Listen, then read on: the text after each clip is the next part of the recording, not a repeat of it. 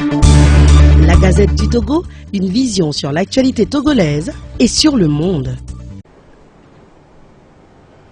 Mesdames et messieurs, fidèles téléspectateurs, bonjour et merci infiniment de votre fidélité à ce programme de rencontres et échanges qui passe tous les services de la santé. Aujourd'hui, nouveau numéro, seulement, je suis seul en studio, pas d'invité, et pour cause, on s'est rendu au domicile du docteur Raymond Johnson, médecin psychiatre, psychanalyste de formation, au lendemain de la publication de son ouvrage au titre très évocateur, Le prochain comme soi-même, ouvrage qui a été dédicacé jeudi dernier à Lomé. Le docteur Raymond Messanvi Johnson est l'un des tout premiers psychiatres de notre pays. Il a presque 100 ans, il a 99 ans et à cet âge, il est très lucide et très en forme. Nous l'avons rencontré chez lui, nous allons proposer l'interview exclusive qu'il nous a accordée au lendemain de la publication de son ouvrage le prochain comme soi-même, publié aux éditions Le Masque Noir. Je vous laisse découvrir le parcours professionnel de cet homme et le contenu de son ouvrage. À tout à l'heure. Rencontre-échange, le numéro de ce jour, nous nous sommes déplacés pour venir dans le domicile du docteur Raymond Johnson, pionnier de la psychiatrie et de la psychanalyse au Togo. Il est l'un de ces hommes et femmes qui ont embrassé ce métier, cette pratique médicale. Et nous le recevons pour vous aujourd'hui et pour deux grandes discussions. Le premier volet va concerner sa vie, son parcours professionnel et comment il a pu vivre jusqu'à ce jour. Qu'est-ce qui fait le secret de sa pratique hygiène? Parce que Dr Johnson aura bientôt 100 ans, un siècle, un centenaire. Et puis le deuxième volet sera consacré à son livre qui vient de paraître. La dédicace a eu lieu jeudi dernier à l'Agora Senghor. Un livre au titre très évocateur, Le prochain comme soi-même. Bonjour docteur et merci de nous recevoir chez vous à la maison. Merci beaucoup d'être venu. Je suis très honoré de pouvoir passer mon message sur votre onde. Très bien. Alors, ça nous intéresse, docteur. On va parler de vous, d'abord en première partie de discussion, ensuite de votre ouvrage. J'ai appris que vous aurez bientôt 100 ans, 99 ans d'âge, bientôt le centenaire en juin, à la fin de ce mois de juin. Dites-nous, quel est le secret de votre longévité? Je suis très heureux de pouvoir vous le communiquer. Que je n'y avais pas pensé, c'était hier quand on me posait une question. J'ai répondu que d'abord, pour longtemps, il faut aimer la vie. Il ne faut pas avoir peur de la mort. Aimer la vie veut dire quoi, qui on est, d'où on vient, ce qu'on est, cette culture. Tout un ensemble qui peut concourir à cela. Aimer la vie, c'est ne pas avoir peur de la mort, parce que bon, vivre, c'est consommer du temps, comme le dit Bossuet. Consommer du temps, quand vous avez fini de consommer du temps, vous avez fait votre numéro comme acteur sur la scène de la vie, du monde. Vous tirez votre chapeau, vous tirez votre révérence, et puis bon, pour rentrer aussi, c'est la maison du Père, à la mort. Donc vous avez cette conviction qu'il faut aimer la vie, ne pas avoir peur de la mort. Aimer la vie et ne pas avoir peur de la mort. Aimer la vie, c'est le cajoler, c'est en prendre soin, c'est... je crois que j'aime bien, hein, je ne sais pas si je me trompe, le nom de notre pays voisin, qui avait un roi, le Béanzin et Béanzin. Notre vie doit être considérée comme un œuf à soigner. À prendre au sérieux, il faut prendre soin. Et aimer sa vie. Aimer sa vie aussi, c'est la soigner. C'est ne pas aller se comporter de telle façon, et je l'ai sorti hier, que être en vie, c'est dans une certaine autonomie aussi. Est-ce qu'il n'y a pas une règle de vie en matière de pratique alimentaire Je ne pense pas. Parce que dans mon dernier article que je viens d'écrire sur le nom de la vie, j'ai essayé de débuter la vie en général. C'est-à-dire, d'abord la vie végétale, les plantes qui vivent, et leur vie aussi dépend aussi du monde, du cosmos. Ils ont besoin de l'air, de l'eau pour pouvoir vivre. Donc, ils sont toujours en relation avec le monde, les plantes. C'est ça. C'est la première vie végétale. Ensuite, vous avez la vie animale. Oui.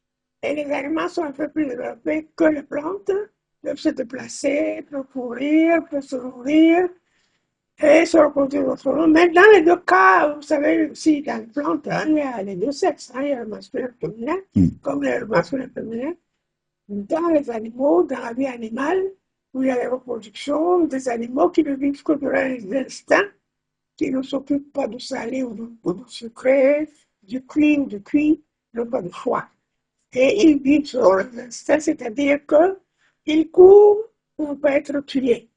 Et instinctivement, sans avoir le choix. Les animaux n'ont pas le choix. Ils vivent de leur instinct, ils mangent la même chose toute leur vie. Et de là, maintenant, nous passons à la vie humaine. Cette vie humaine qui résume ces trois vies, parce que dans la vie humaine, nous trouvons une vie végétale, une vie végétative, qui ne dépend pas de notre volonté, la température du corps, les envies de manger, des instincts qui nous poussent à répondre à certaines demandes. Et c'est la vie qui est la vie instinctive. Maintenant, cette vie instinctive, maintenant, on passe chez les hommes. Dans la vie humaine, vous avez ces trois vies résumées, la vie instinctive, mais les instincts, souvent eux, n'ont pas de discernement, n'ont pas de choix. Ça vous pousse et c'est vous qui devez le contrôler. C'est pourquoi, je crois, pour pouvoir avancer dès le départ de notre entretien, qu'il y a lieu de contrôler ses instincts pour être maître de son destin. C'est ça. Car si l'instinct vous pousse quelque part, on ne peut pas s'y adonner directement. Il faut juger. Nous avons toujours le choix qui fait notre dignité, qui fait notre mérite. Puisque nous avons le choix d'exagérer ou pas. Et c'est surtout nous avons la libre aussi, hein, comme je pourrais dire au niveau des instincts, pour parler du plaisir qui est le plaisir qui est dans tous nos essais, dans toutes nos actions vitales de reproduction, de vie, tout acte vital est gratifié par le plaisir. C'est cela. Donc on cherche le plaisir dans tous les actes qu'on fait, en mangeant, pucer, etc. C'est ça. Docteur, on va évoluer dans la discussion. Vous êtes issu d'une fratrie de 8 enfants, dont 4 sont sortis médecins. Vous êtes même pas de médecin?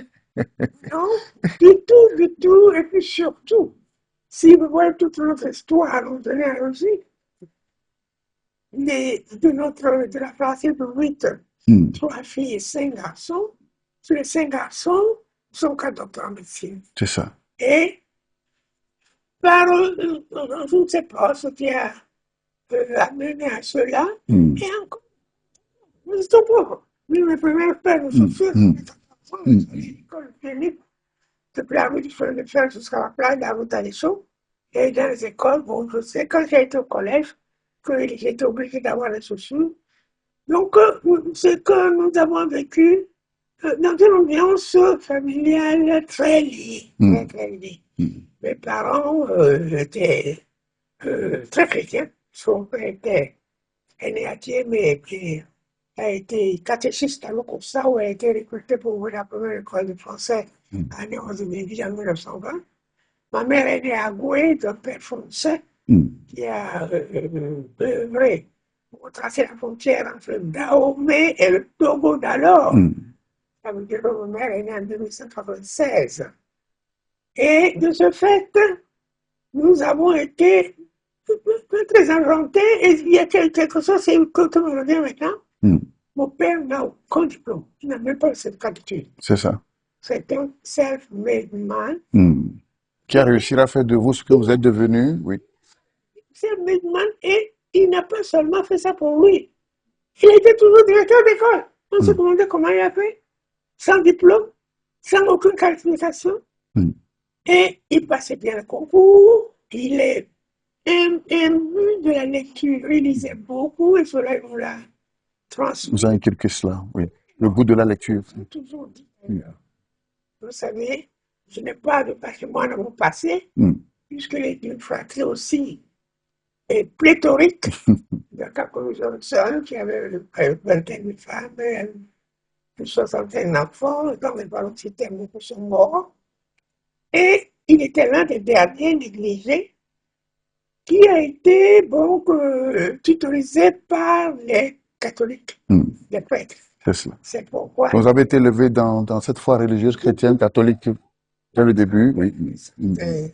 Dès le début, puisque mon père a été finalement tutorisé par les prêtres, car la ville la ville de Thiémé, la moitié de la ville appartenait à la catholique. Et quand les protestants sont venus, c'est lui qui leur a donné un terrain. C'est ça. Sa maison est toujours existante, vous l'avez remis alors l'autre jour, qui s'appelle Membamé, juste derrière la maison de Johnson. Et c'est les premiers venus protestants. Et Akakobi a donné les aînés de ses enfants. Les protestants ont dit, bon, vous avez donné le terrain, maintenant on va maintenant prendre nos enfants pour aller à l'école. Alors C'est ça. les protestants. C'est ça. Qui sont partis avec les protestants. Voilà. De ces 4 enfants, vous avez choisi la psychiatrie, la psychanalyse. C'est-à-dire, Oui. des 4, j'avais mon grand frère qui a fait de l'ophtalmologie. Oui. Il était le pionnier de l'ophtalmologie au Togo, le premier à faire soigner les yeux au Togo. Et je crois qu'aussi il est un peu mon mentor, mon tuteur, parce que j'étais un peu envié. Et j'ai fait la médecine parce que mon parcours aussi était un peu, pas exceptionnel. Mais j'ai fini par faire mes études en Gold Coast, en anglais. J'ai eu le Family School Certificate à Cape Coast. Et j'ai rejoint mon frère à Yaoundé. Il était le pharmacien-chef de l'hôpital. Et il passait aussi, il dit, ben, on vient d'ouvrir une école secondaire à Yaoundé, mais comme tu es venu, pourquoi pas continuer et puis faire. Et là, j'ai été admis en classe de première avec lui. Et quand je passais en philosophie, parce qu'il y a plus de philosophie en ce moment-là, j'ai obtenu une bourse du gouvernement camerounais pour faire mes études et passer au baccalauréat. Et dès que j'ai passé au baccalauréat, et je vous assure, on m'a offert la bourse. Le directeur m'a dit, mais Johnson, qu'est-ce que vous voulez faire? J'ai dit dentiste. Il compte une photo avec mon dossier. Je n'ai pas fini le dossier avant que la décision soit sortie, que j'ai une bourse pour aller faire le dentiste en France. Je suis allé en France et chemin faisant, et j'étais avec mon frère. Il me dit, mais vraiment, tu sais, dentiste, je te connais, tu vraiment le passé, là, c'est pour toi. Tu vas faire médecine. Par chance, c'est l'année où on étatisait les écoles dentaires. Et il fallait prendre l'inscription à la faculté de médecine. Faire le PCB, passer le médecine. Et comme je passais, quand j'ai passé le PCB, je veux avec l'histoire, quand j'ai passé le PCB ensemble avec les carabins, je suis passé à la faculté de médecine et il y avait un homme qui avait un discours devant lui, j'arrive avec le papier reçu de mon admission au PCB, je le donne, il me dit, mais vous venez pourquoi? Dentaire ou médecine? J'ai dit médecine. Et c'est comme ça que je fais. C'est ça. J'allais en médecine et je vous assure que je me suis pas trompé. Mon frère ne s'était pas trompé de me donner, je le dois d'ailleurs, parce que je l'aime bien toujours le répéter à sa mémoire, que les carrés sur lesquels nous sommes, c'est lui qui me l'a donné. C'est cela. Je me souviens ensuite ouvrir à Lomé la clinique des étangs. Les étangs, oui. La clinique des étangs que j'ai exploitée pendant un certain temps avant de passer comme expert en santé mentale, l'Organisation mondiale de la santé, la réseau AFO, Et puis, mon premier poste a été bandit. Donc, j'ai ouvert le premier centre psychiatrique à Bandit. Le deuxième, j'ai ouvert cela aux Seychelles. Et puisque je passe sous silence que Agnès, c'est moi qui l'ai mis sur pied parce que quand je suis arrivé, il y avait 10 malades. Et quand je suis parti, il y en avait 100 et quelques.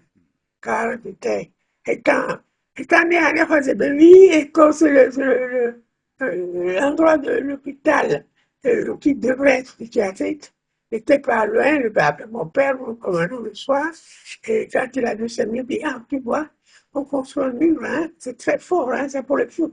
À ce moment-là, je parle des années 1900. Fort, hein. C'est ça.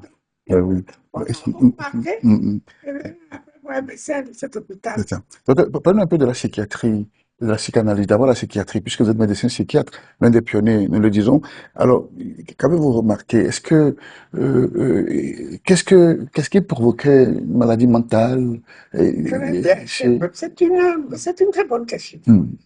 C'est une très bonne question, puisque ma spécialité, C'est cela. c'est naturellement la santé mentale, à laquelle je suis même d'ailleurs par ricochet, parce que quand j'ai fini ma médecine, ma thèse en 1961, je me suis installé en médecine générale, comme tout médecin, pour pouvoir gagner ma vie, faire des accouchements, faire n'importe quoi. Car la médecine française a ceci de particulier, comme médecin français est un orchestre en une seule. Il peut tout faire, assez récupéré. Mais quand j'ai commencé, dans mes relations avec mes malades, il y avait toujours un non-dit. Que le malade, non, le malade ne parlait pas. Il tournait autour du nez. Il dit, mais il faut comprendre cela. Et il faut avoir un certain sens. On dit seul autour de quoi il tournait, c'est ça l'essentiel. Il va le comprendre. C'est pourquoi je suis inscrit à la Sorbonne pour faire psychologie clinique. Et là, j'ai rencontré l'agrégé de philosophie, le professeur, une dame, une juive, de bon temps, avec quelqu'un, nous avons œuvré, et qui faisait la psychologie, qui faisait le professeur de philosophie à la Sorbonne, et je devais lui dire, voilà, moi je suis médecin, c'est mon problème, c'est ceci, j'ai des malades, et je vais les comprendre. Je dis, ah non, alors là, c'est pas la psychologie clinique qu'il me faut, et on peut faire la psychanalyse. C'est ça. Je venais à la psychanalyse, je vous assure que c'était pas un mauvais choix, puisque, et je définis tout de suite pour ceux qui veulent le comprendre, que la psychanalyse, c'est l'analyse des profondeurs de l'homme. Ce que Sigmund Freud a mis en exergue, qui est dans le fond de nous-mêmes, une fonction essentielle qui est l'inconscient. Qui est l'inconscient qui est la source de nos motivations, et c'est l'inconscient qui nous dicte nos comportements dans nos relations avec les autres. C'est nous seuls. L'inconscient enregistre notre culture. C'est-à-dire la culture, c'est ce qui nous reste quand on a oublié tout ce qu'on a appris. Et la culture africaine, par exemple, c'est ce que nous avons vu avec nos parents, c'est ce que nous avons vu dans notre langue, c'est ce que nous avons vu faire, qui passe d'abord par le conscient qui l'enregistre, ensuite filtré par le subconscient et enregistré dans l'inconscient. Et à partir de l'inconscient, on a une motivation de comportement. Alors, c'est ça qui m'a un peu... D'ailleurs, à l'école, quand j'étais en philosophie, ça me plaisait beaucoup d'entrer dans les sciences de l'homme, de lire le livre de l'homme, de l'humain. L'humain m'intéressait beaucoup. Et aussi, je peux aussi dire que la foi chrétienne déjà n'était pas maigre, hein, parce que mes parents étant ce qu'ils sont, on faisait la prière le soir, etc. La messe du dimanche était assurée. Et puis bon, déjà, ça m'a donné goût à une certaine dimension de l'homme qui n'est pas seulement l'objectif mais le subjectif. On en reparle tout à l'heure quand on va aborder votre livre. Alors, la maladie mentale, comment elle était considérée au début? Parce que pour nous, hein, dans notre mentalité, c'est un fou, c'est un fou. Non, la C'est le terme maladie, qu'on employait, c'est très finalement très pour bien, résumer tout ça là. pour venir à cela, il me faut venir à une certaine définition, que la santé n'est pas seulement l'absence de maladie. La santé mentale, c'est d'abord l'équilibre avec soi-même pour être neutre, équilibre, ou mieux encore une harmonie avec soi-même, de vivre, parce que nous vivons toujours dans une certaine harmonie avec notre vie. Et cette harmonie se traduit dans notre comportement, dans notre communication avec les autres, dont j'ai parlé hier, que les différents moyens de communication, hein, le regard, dans lequel on dit beaucoup de choses, la parole. L'homme vaut ce que vaut sa parole, et que ce soit toujours une parole de vérité, et on dit beaucoup de choses face à la parole. Ensuite, le gestuel, qui est le serment de main qui symbolise la paix qu'on apporte aux autres en leur serrant la main. Ensuite, l'habillement dans lequel nous allons, hein, nous sommes l'uniforme, désigne l'individu, la soutane, le prêtre, l'uniforme, le policier, l'agent, etc. L'habillement, ensuite l'écriture aussi dans son tracé, mais pas dans son contenu. Le tracé, c'est pourquoi, pour une embauche sérieuse, on vous demande d'envoyer une lettre manuscrite. C'est Avec ça se lisent les traits de caractère, c'est ça? facilement compris. Là, vous pouvez tout dire de vous-même. Dès que vous tracez, moi, j'ai fait un peu, je suis passé un tout petit peu parce que j'ai été très, très intéressé. Et vraiment, ça te révèle des choses incroyables sur la personne, hein, qui agit autrement. Et vous voyez dans son écriture autre chose. C'est dans l'écriture. Donc, après l'écriture, il y a aussi les arts graphiques, l'utilisation des couleurs, sont des choses qui nous traduisent aussi l'esprit. Ceux qui aiment le noir, ceux qui aiment le rouge, ceux qui aiment ensuite, et puis l'ordre de tout aussi. Bon. Mais j'ai réservé pour la fin hier le silence. Le silence que j'ai dit, ce n'est pas pour faire la rime. Le silence qui est une communication par excellence. Car c'est dans le silence que vous écoutez votre interlocuteur, et c'est dans le silence que votre interlocuteur vous écoute. Mais ça ne serait pas cela. Le plus important pour moi, c'est que c'est seulement dans le silence que vous pouvez faire votre introspection. Vous pouvez vous parler à vous-même. Vous pouvez vous interroger vous-même ce que vous êtes, d'où vous venez, où vous allez. Ne se retrouve pas dans le silence, mais pas dans le bruit. Et quand on se met parfois dans le bruit au chat, c'est souvent une certaine fuite devant la personnalité qu'on croit être. Quand nous allons parler peut-être de la santé mentale, puisque à l'OMS, c'est le programme 10 qui comporte les maladies non organiques, qui sont relationnelles, les maladies sociales qui n'ont pas d'organes malades. Ensuite, le deuxième volet, c'est la toxicomanie, l'utilisation des drogues, et l'alcoolisme, les stupéfiants. Tu ne peux pas confondre, hein? Il ne faut pas confondre l'alcoolique avec le toxicomane. L'alcoolique a plutôt un problème avec sa personnalité, et le toxicomane a plutôt un problème avec le monde. Et il veut changer le monde avec la drogue. Et l'alcoolique veut changer sa personnalité avec l'alcool. Il voit dans l'alcool l'ennemi qui est là, et ce qu'il ne veut pas voir dans sa propre personnalité.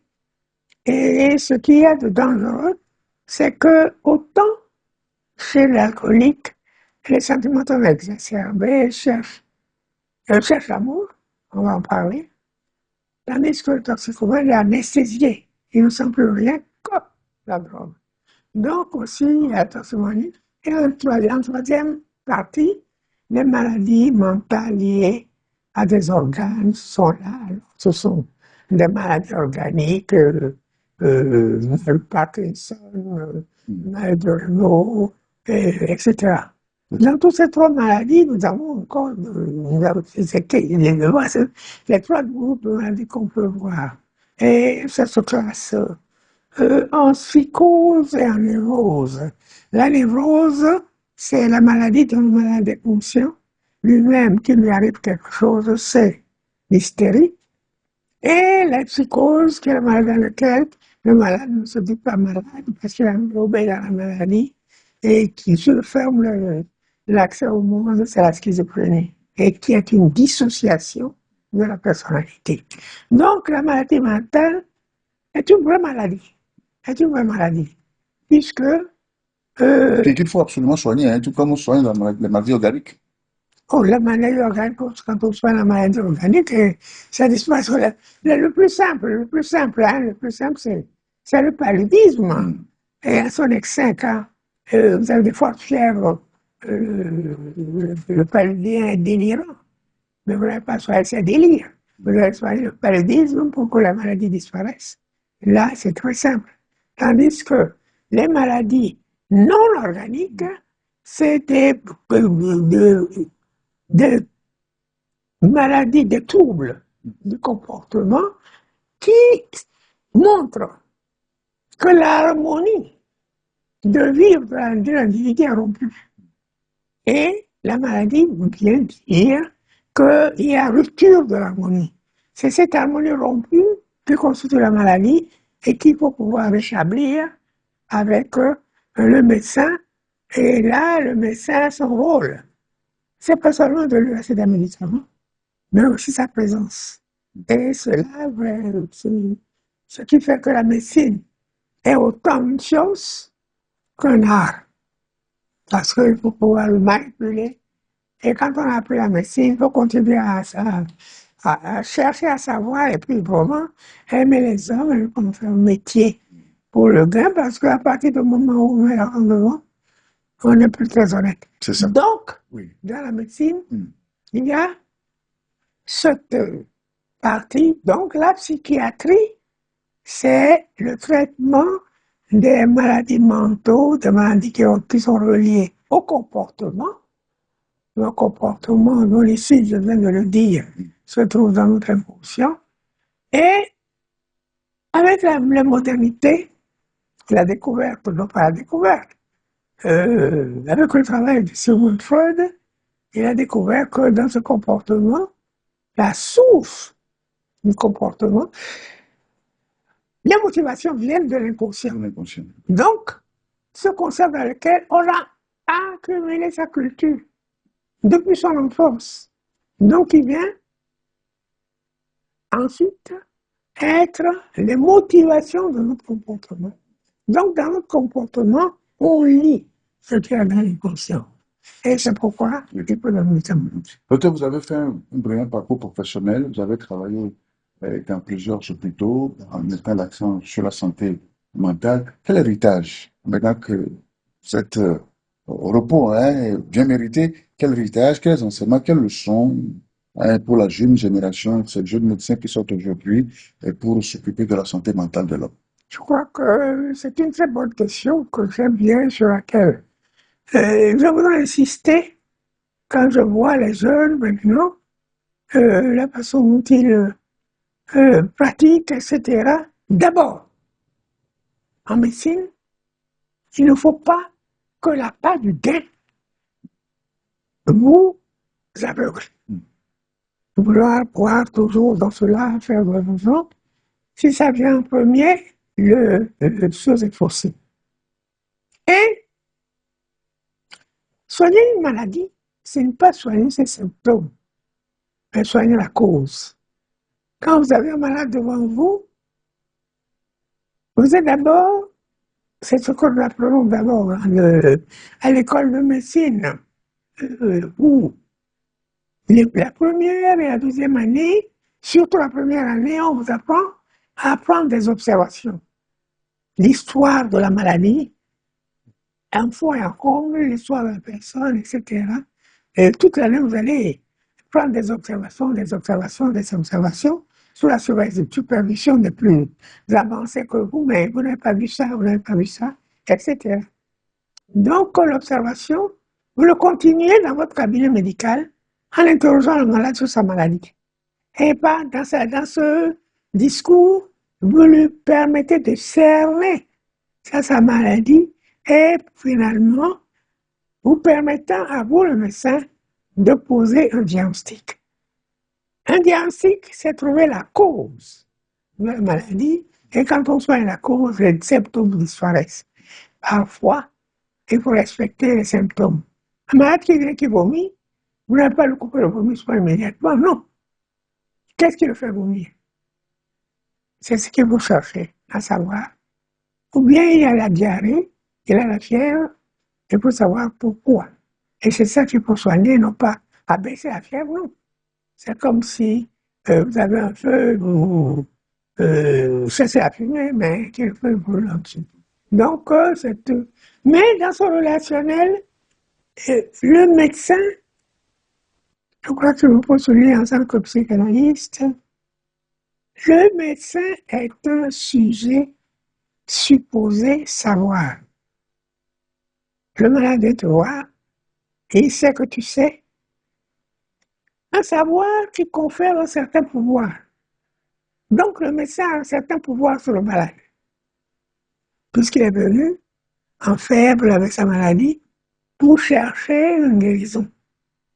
Et la guérison ne vient pas seulement dans les médicaments que vous allez vous verser dedans, mais aussi dans la relation que vous avez avec lui. Et c'est cette relation que moi, j'ai cherché à comprendre quand j'en suis venu dans la psychanalyse. C'est ça. Bien, merci, docteur Raymond Johnson. Nous sommes dans Rencontre Échange. Je suis avec le docteur Johnson à son domicile. Deuxième heure de discussion, nous allons parler de son ouvrage. Le titre est très évocateur. Le prochain, comme soi-même, ouvrage est paru en ce mois de juin. La dédicace a lieu jeudi dernier à la Gora Senghor. Docteur, pourquoi avoir écrit cet ouvrage? Quel est le déclic? Quel besoin vous sentiez pour écrire? Je crois qu'il y a déjà Oui. dans ce titre un plagiat de l'injonction du Christ, aimez-vous les uns les autres. Comme je vous aime, aimez-vous les autres comme vous-même. Car dans cette vie relationnelle avec le prochain, il faut qu'il y ait un certain... Le prochain est celui avec lequel vous communiquez. Et la première institution dans laquelle cette communication est très importante, c'est la famille. C'est la famille, c'est pourquoi la famille est sacrée. La famille dont nous sommes issus, qui nous structure, et la famille que nous allons créer et qui nous donne le pouvoir aussi de donner d'autres vies. Donc, dans toutes ces relations, vous avez la possibilité de structurer votre personnalité selon le milieu. Donc, vous savez, ici, la famille est malade, l'individu est malade. Et dans la famille, les deux prochains, que sont les géniteurs, le père et la mère, ce sont les prochains immédiats que nous avons et qui jouent un grand rôle dans notre structuration.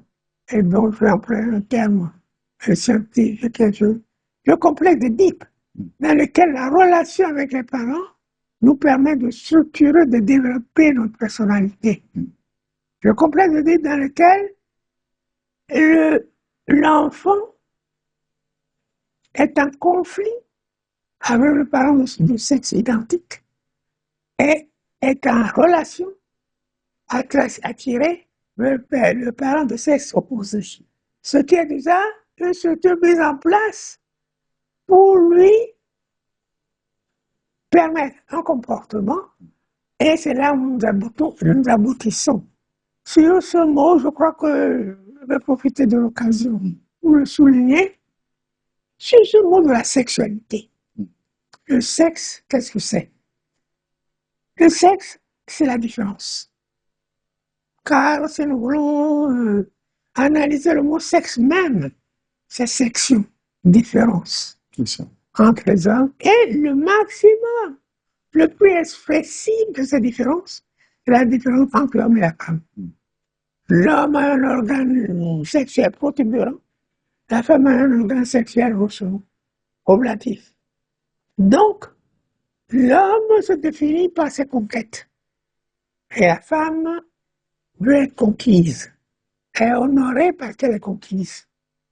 C'est pourquoi les atouts, elles s'habillent autrement pour attirer, et puis même chez les animaux, les femelles ont des couleurs qui attirent les mâles qui n'ont pas de couleur.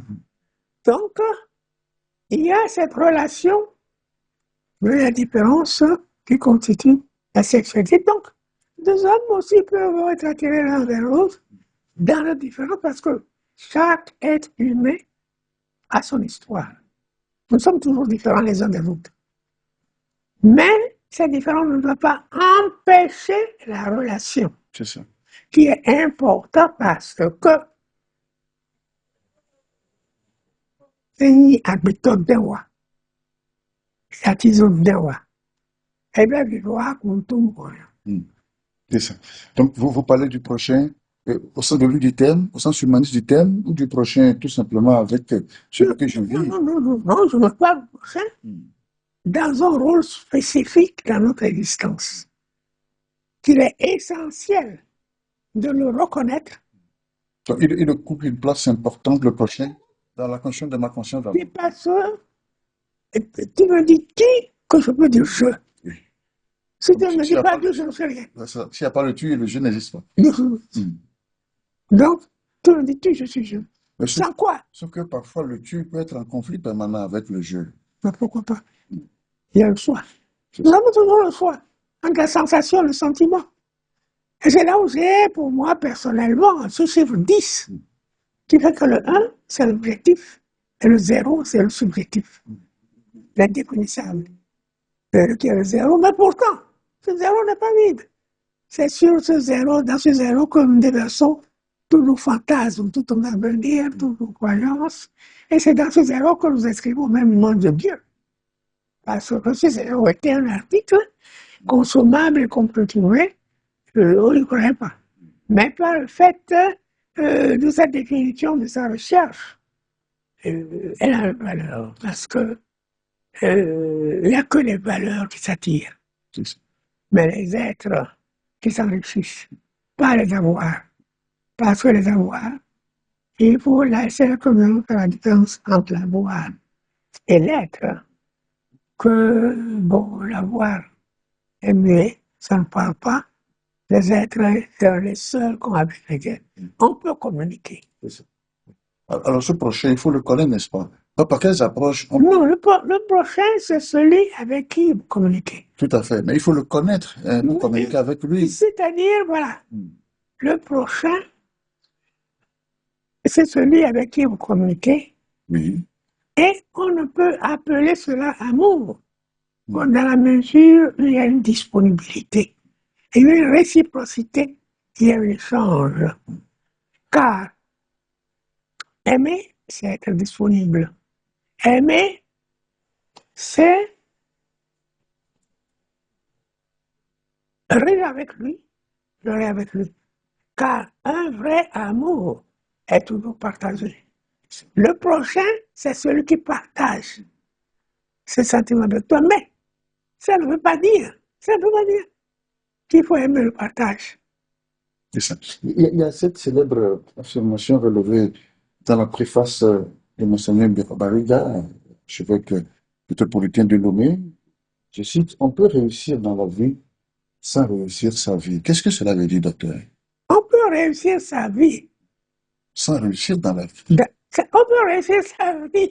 On a cumulé bien le patrimoine. On a cumulé les millions de zéros. Les richesses.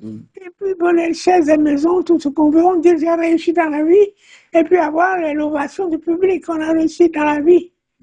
Mais la relation avec soi-même, Cette harmonie dont je veux parler tout à l'heure, la santé mentale, qui est l'harmonie avec soi-même, pour être une harmonieuse relation avec les autres manque. C'est pourquoi j'ai écrit aussi que l'hypertrophie de la voix atrophie l'être. Atrophie l'être, oui. Oui. Donc la voix ne doit pas dépasser l'être. La voix sert à quelque chose. La voix nous sert à partager. La voix nous sert à encore consolider la relation avec le prochain. C'est ça. La voix est un instrument qui sert à rétablir des liens, à la conciliation avec les ensemble. Donc la voix sert à quelque chose. C'est pas mauvais d'être riche, non. Tout à C'est fait. ce qu'on fait. Ce qu'on en fait, c'est ça qui doit être important. Important. Si vous avez beaucoup de billets de banque dans votre poche, ça ne sert à rien. C'est ce que vous faites avec qui lui donne sa valeur. C'est ça. Donc, Oui. c'est parce que vous pouvez employer ce patrimoine, parce que finalement, quand vous arrivez à la tombe, vous laissez tout, Tout est fini. car la mort C'est ça. est une séparation. C'est pas une disparition. Séparation avec les êtres, dans la tristesse dans laquelle nous sommes. Séparation avec le patrimoine. Ah oui. Séparation avec Puisqu'on n'emporte rien. Une séparation avec le patrimoine parce que le mortel en nous, le mortel en nous, la tombe, c'est la destination du mortel en nous. La tombe, c'est la destination du mortel en nous. Et le départ vers le mortel, vers la maison du Père pour la félicité ou la damnation. C'est ça. Je reste encore avec la préface de Monseigneur Bariga. Alors, il parle de votre humilité, de votre disponibilité à partager vos réflexions, de ces lucidité qui vous anime encore à votre esprit, malgré l'âge avancé, un siècle sur Terre bientôt. Que vous valent ces éloges de la part d'un érudit comme Monseigneur Bariga? Ça me permet encore de vivre plus, parce que j'ai toujours aimé la vie. C'est ça. Et la vie partagée. Il n'y a de vraie joie que partagée. Le plaisir est individuel, la joie est communautaire. Quand quelqu'un est en train de rire tout seul, il est fou. C'est ça. Et il revient sur des valeurs, hein. Il parle de votre humilité, de votre sens de partage. J'aime beaucoup partager. J'aime beaucoup partager. J'aime beaucoup pardonner. C'est ça. J'aime beaucoup pardonner. Ah bon? J'aime beaucoup pardonner, j'aime beaucoup partager. Et quelqu'un est venu, un jeune venu travailler pour moi, il m'a volé, puis les gendarmes l'ont attrapé. Il m'a dit, venez voir, on va le porter plainte pour qu'on le mette à la prison. Je lui ai envoyé 25 francs, j'ai dit, prends ses billets, laissez-le rentrer chez lui. Vraiment, l'histoire. Oui. Est-ce qu'il est encore possible de rêver à votre âge, de faire des projets? Aussi. Oui. C'est ça qui enrichit la vie. Dis-toi cette idée demain. Puisque l'autre compte pour moi. Il est venu me voir tout à l'heure. Oui, votre éditeur, oui. Pour en parler.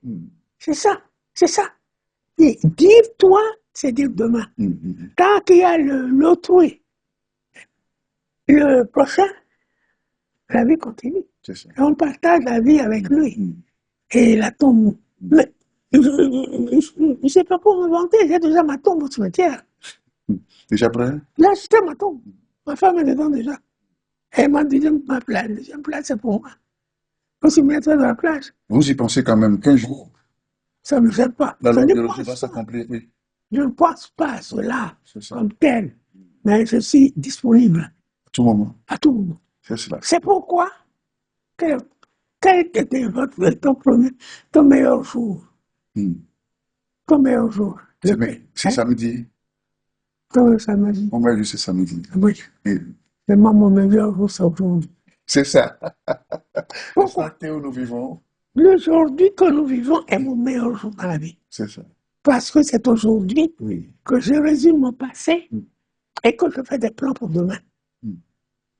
Mais en vivant quand même pleinement aujourd'hui, sans dire que je laisse tout pour demain. Tout à fait. Je laisse quand même, je laisse un peu pour demain. Mais le plus important, l'essentiel, c'est Que j'ai la satisfaction du jour, notre pain quotidien que nous demandons dans notre Père.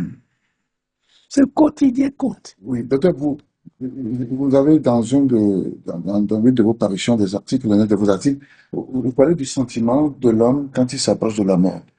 Il est dans ce juste. C'est un thanatologue américain, Oui, Kubler-Ross, qui écrivait qu'il faut tenir la main les mourants. Et j'ai dit, mais il n'a rien compris. À ce moment-là, et comme dans la vieillesse, hein, on est confronté à sa propre vérité. Wode Ouna. c'est ça. L'homme a bien droit. Eh bien, nous, on l'a pas dit. On y est, fifi, pour le tourner. C'est ça. C'est pourquoi le sentiment de l'homme à l'approche de la mort a été résumé. Et personne ne peut rien Oui. pour toi. Tu es ton propre juge et ton propre avocat. Tu es ton propre malheur pour accuser. Personne n'intervient. Et bon, j'apprends. Bon, j'ai pas mal, mais avec 99 ans, j'ai vu pas mal de mes à mourir. Qui, voilà justement, à l'heure de la mort, à la tombe, leur patrimoine, ils n'ont pas identifié leur être à leur patrimoine. Ils ne sont pas dit je suis quelqu'un parce que j'ai des maisons. Non, ils ont partagé avec le prochain. Et en partant, si je ne suis pas là, il y a des gens. C'est ça. D'où l'importance des enfants dans nos traditions africaines. Car c'est avec les enfants qu'on vit après la mort. Il faut pérenniser, c'est pas la famille. Oui. Alors, docteur, est-ce que vous qui avez fait la psychiatrie, hein, dans quel état d'esprit se trouve quelqu'un qui se sent proche de la mort en cas de maladie, par exemple, hein? On sait que... Les gens tout sont passés. Oui. Ce qu'il appelle là. Ce qu'il appelle là. Et là aussi, vous soulevez quelque chose qui m'intéresse. Notre relation aux maladies. Voilà. Que on peut prendre la maladie pour faire pression sur la société. On peut prendre la maladie pour se faire tutoyer. Mais avoir le courage de dire maladie, toi et moi je vais te vaincre. Et l'homme possède en lui Cette capacité, une capacité indéfinissable. Une capacité qu'on ne peut pas mesurer, qui fait que nous pouvons réagir nous-mêmes aux maladies plus qu'on ne peut le faire un médicament. Moi, je prescris toujours plus. 3 médicaments, c'est beaucoup. ah bon. Oh, oui. Donc c'est dans la tête que ça se passe en réalité. C'est pas pour aider. Oui. D'abord, dans l'observation, essayer de comprendre quelle relation le malade a avec sa maladie. S'il veut guérir, ou non. Parce qu'il y a un malade qui ne veut pas guérir. Oui. Parce que la maladie leur sert. Pour faire pression. Il en profite. Pour faire pression. Et celui qui est brave, qui se vaut, il veut éliminer la maladie et continuer. C'est ça. C'est aussi ça. Peut-être que, en résumé, vous pouvez nous dire le contenu de cet ouvrage, pour ce qui n'était pas la dédicace, rapidement, quelles sont les principales idées, les idées fortes, hein, contenues C'est ce dans qu'on me demande. pour ce qu'on soit même. C'est-à-dire, c'est ce qu'on me demande de l'importance. Lisez-le. Ah, il n'a pas le. L'invitation. Non, l'invitation. C'est ça, oui, oui. L'invitation Oui. est une langue associée que, en l'absence de l'autre, le jour grelotte de foi. C'est ce que je veux montrer ici. En l'absence de l'autrui, le jeu grelotte de solitude. Voilà. C'est explicite, hein? Donc, forcément, on a besoin d'autrui. Absolument. Qu'il soit ennemi, qu'il soit un adversaire. Non, c'est pas comme ça. On a besoin de l'être. C'est tout.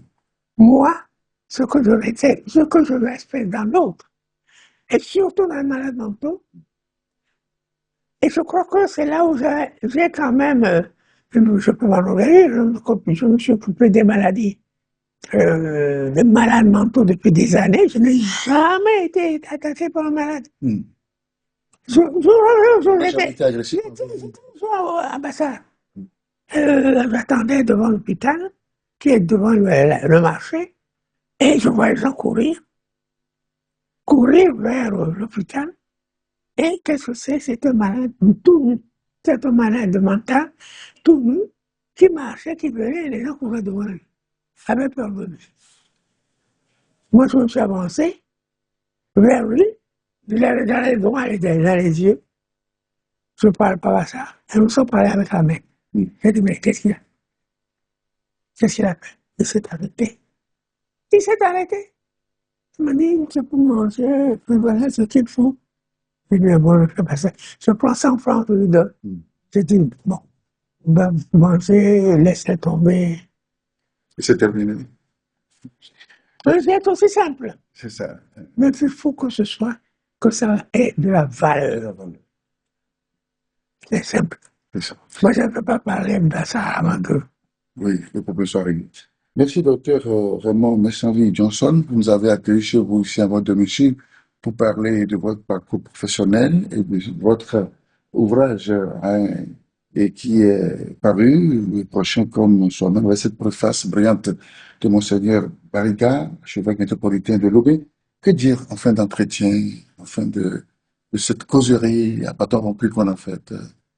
Ça me plaît de le faire parce que ça me donne la possibilité de passer un message que je crois être obligé de faire. Après ces longs jours de ces années passées à accumuler de l'expérience, je ne peux pas regarder pour moi tout seul et l'appliquer comme le prochain des autres aussi. C'est ça. Et que ce message,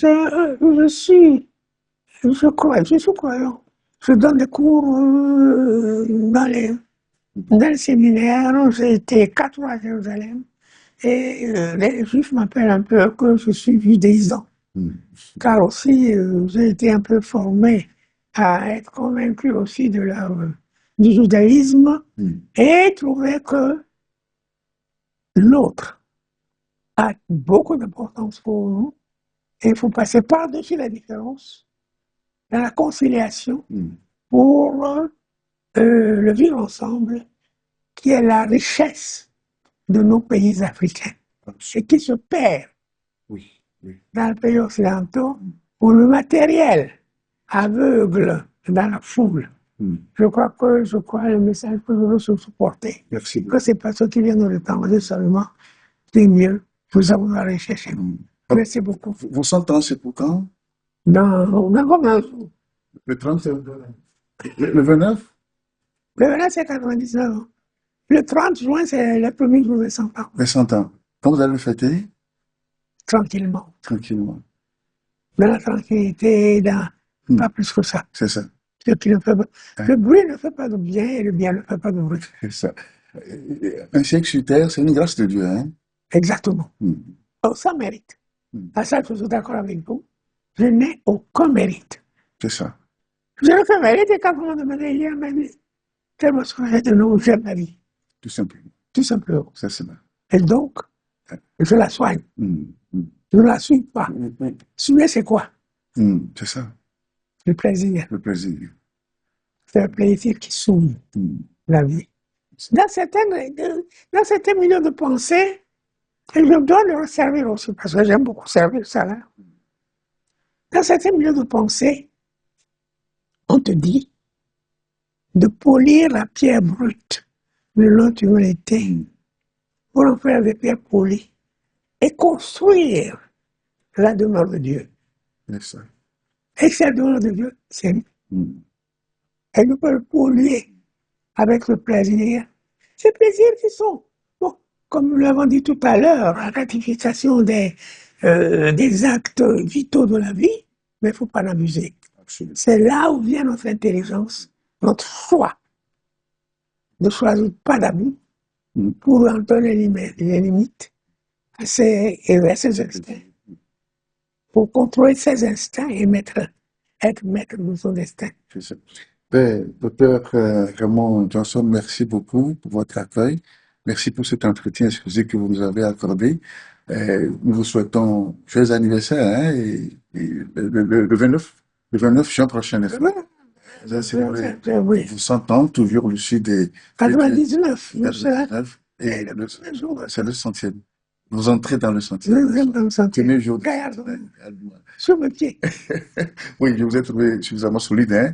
Merci. Ah non, non, sur mes pieds, je tiens. Merci à vous. C'est un plaisir pour moi. C'est cela. C'est la fin de cet entretien exclusif que le docteur Raymond Johnson a bien nous accordé à l'occasion de la parution de son ouvrage que je vous recommande. Le prochain, comme soi-même, en mettant l'accent surtout sur le vivre ensemble, sur l'amour du prochain, ce dont nous avons forcément besoin en ces temps de perturbation et de conflits sociaux dans nos milieux. Merci, je vous retrouve le samedi prochain pour d'autres réflexions et à très bientôt. Merci d'être là. C'est donc la fin de ce numéro spécial de rencontre et échange. Une fois n'est pas coutume, on n'était pas resté en studio, comme je vous l'ai annoncé en introduction. Nous étions plutôt au domicile, comme vous l'avez remarqué, de Dr Raymond Johnson, écrivain, 99 ans, 100 ans le 29 juin prochain. Nous lui souhaitons le joyeux anniversaire et nous disons un sincère merci à l'équipe qui m'a accompagné pour le tournage, à Paul Abouti qui était aux caméras, mais aussi merci à son personnel de maison qui ont bien voulu nous donner les facilités pour l'enregistrement de cette interview exclusive du Dr Raymond Johnson. Je rappelle, il est psychiatre et psychanalyste de formation et de profession. Il fait partie des tout premiers médecins de cette pratique médicale dans notre pays. Nous le souhaitons bonne longue vie et donc beaucoup de santé et pour recevoir de lui bien tout ce qu'il a pu obtenir comme bagage intellectuel, formation et professionnelle, l'expérience qu'il a donc à partager avec la jeune génération. À très bientôt, à samedi prochain pour une nouvelle réflexion. À vous donc. La Gazette du Togo, une vision sur l'actualité togolaise et sur le monde. Rejoignez-nous sur le www.lagazettedutogo.com ou sur nos comptes Facebook, Twitter et YouTube. Pour tout contact, écrivez à contact@lagazettedutogo.com ou appelez le 92 80 88 53. La Gazette du Togo, c'est l'information en continu.